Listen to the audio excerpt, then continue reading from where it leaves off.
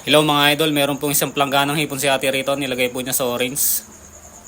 Nilagyan po niya na isang timbang tubig. Hinugasan po niya mga idol. Nilagay po niya sa bilao.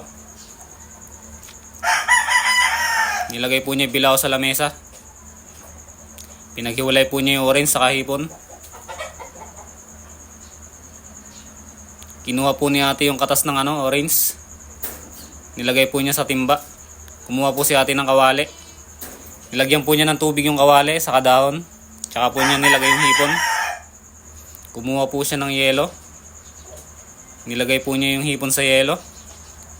Dinrain po niya. Tsaka po niya hiniwa yung hipon. Nilagay po niya sa plato hipon. Saka kumuha ng itlog si ate. Nilagay niya yung mga doon, ingredients. Nilagay po niya yung hipon doon. Pinagsama-sama na po niya.